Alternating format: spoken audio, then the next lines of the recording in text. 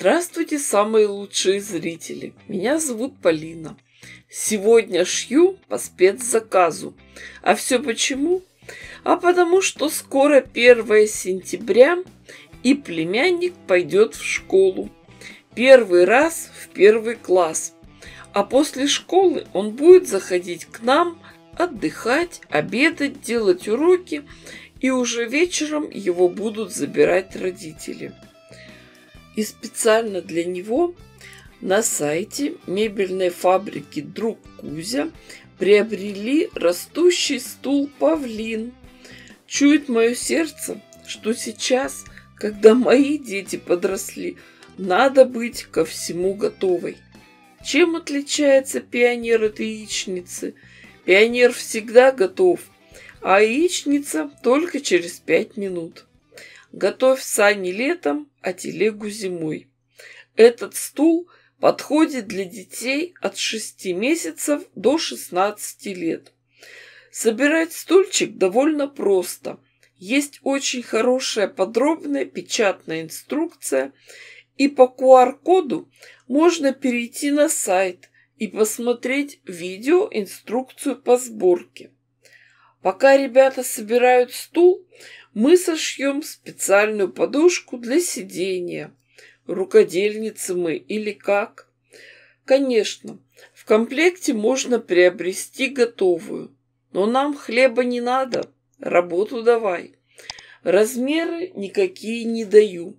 У нас есть деревянная выкройка, сиденья. Сидушку хочется сделать двухстороннюю. Для одной стороны возьмем бязь с рисунком пэтчворк, для другой сатин с классическим мебельным рисунком. Обе части соединим с хлопковым ватином. Можно заколоть их булавочками, а можно сделать на живульку иголкой с ниткой. Обе заготовки надо будет простегать. И еще приготовим полоски тканей. Из них сделаем тесемки-завязки. Не обязательно делать какую-то сложную стежку. Самое главное, чтобы ткани не смещались. В синей ткани рисунок разбит на квадраты. Сделаем стежку по квадратам.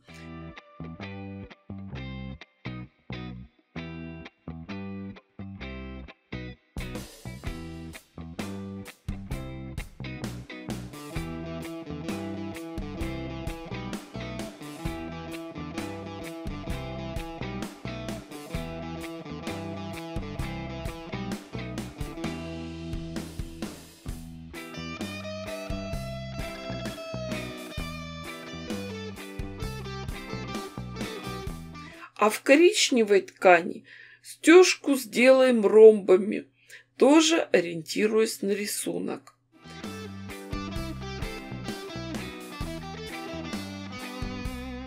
Простеганные детали проутюжим, уберем наметочные нитки и займемся еще одной деталью. Надо сделать клапан. Клапан-карман, с помощью которого будет эта подушка крепиться к стулу. Выкроем 2 куска ткани. Наметим места вшивания тесемок для завязывания. Вставим их внутрь этой детали, закрепим булавочками и прошьем по одной стороне.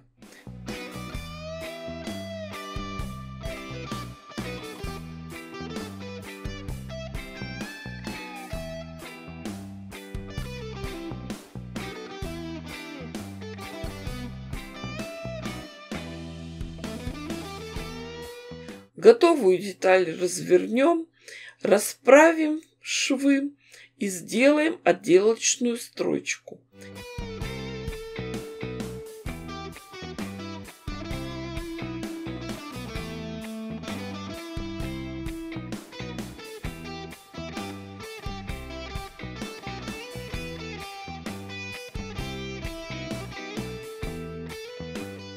А теперь приступим к сборке. Лицом вверх укладываем первую деталь. Дальше деталь клапана. Обратите внимание, в какой последовательности по цвету лежат ткани. Одинаковая раскраска рядом, лицом к лицу. Все поправляем и накладываем нашу выкройку. Деревянное сиденье. Обязательно учитываем ширину доски и припуск на шов. Ткани должно быть с запасом. А вот теперь уже просто обрисовываем контур сиденья. После этого отступаем примерно еще 1 сантиметр и рисуем линию шва. Детали закалываем булавочками. Обратите внимание, сейчас лишнюю ткань мы не срезаем. Прошиваем детали по нарисованной линии шва.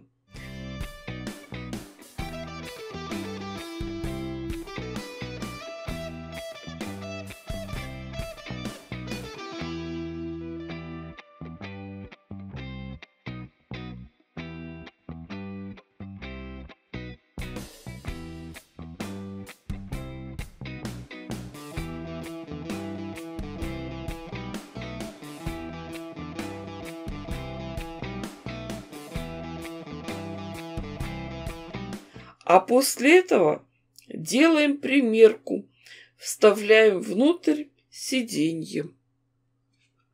Смотрите сами. Если видите, что заузили детали, то можно все поправить. Но у нас все идеально, поэтому спокойно отрезаем лишнюю ткань. Делаем небольшие надсечки по контуру и выворачиваем. Еще раз примеряем и определяем длину сиденья. Оставляем большой припуск на шов и отрезаем лишнюю. А сейчас наметим места пришивания тесемок для завязывания.